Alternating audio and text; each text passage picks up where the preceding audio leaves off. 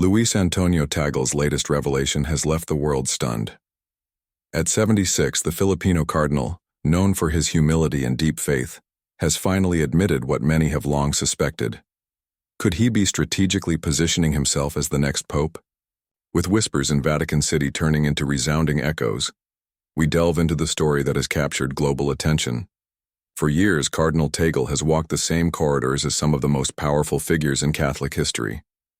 But unlike those before him, he carries a fresh perspective. A man of tradition yet embracing modern progress, he has skillfully balanced deep-rooted Catholic teachings with a contemporary touch, sparking both intrigue and controversy. The question remains, is he the future of the Church? Since his arrival at the Vatican in 2019, Cardinal Tagle has quietly yet powerfully accumulated influence. From overseeing the Church's vast financial empire to leading its global missionary efforts, his leadership has reshaped the Vatican's approach to modern challenges. He has taken on roles that place him at the very heart of the Church's decision-making process. And while previous leaders often ruled behind closed doors, Tagle has championed transparency. Take his role in managing the Church's wealth. As a key figure in the administration of the patrimony of the Holy See, he handles funds that could rival some of the world's largest financial institutions. But instead of secrecy, he demands accountability. The faithful deserve to know how their donations serve God's work, he once declared, shaking up Vatican financial policies.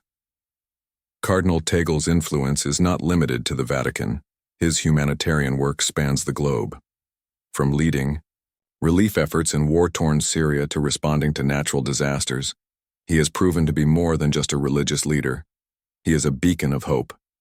His leadership at Caritas Internationalis transformed the traditional charity into a modern humanitarian powerhouse, blending professional management with spiritual missions.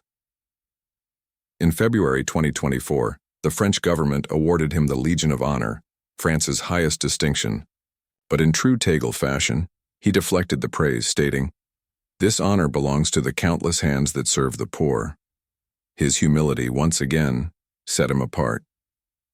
Months later, Cardinal Tagle took the stage before 50,000 American Catholics at the National Eucharistic Congress in Indianapolis's Lucas Oil Stadium. A venue usually reserved for high-energy NFL games was now filled with a different kind of fervor. His words connected ancient church teachings with modern struggles, earning him a standing ovation.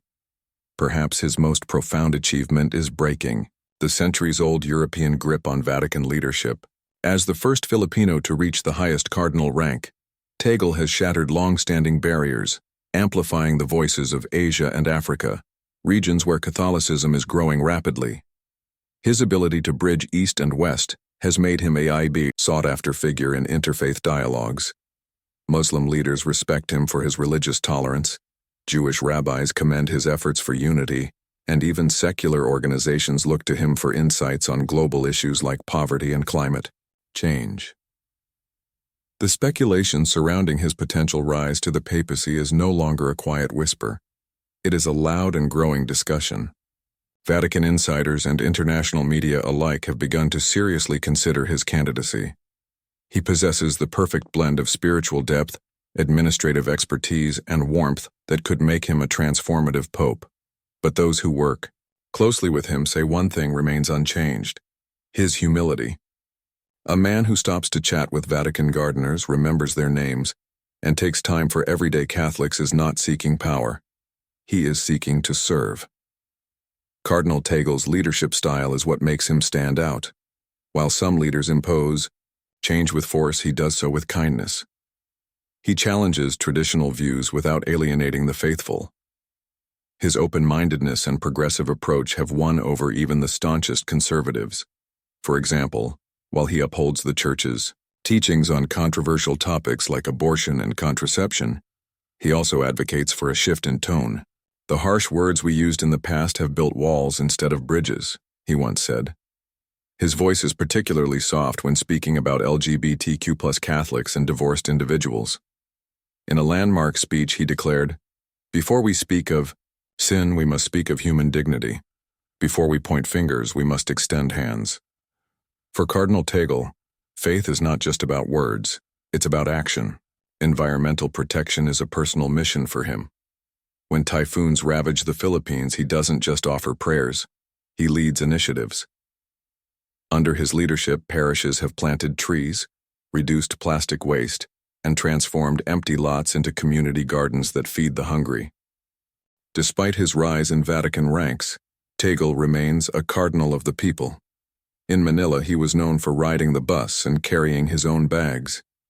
He shared meals with street children and surprised everyday people with his presence.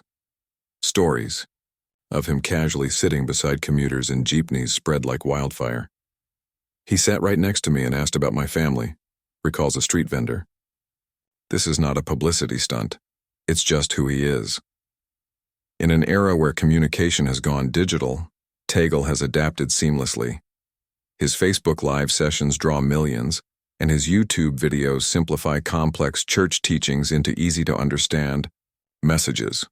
But unlike many social media figures, he personally responds to messages from struggling followers, sometimes late into the night. For Tagle, poverty is not an abstract issue, it is personal.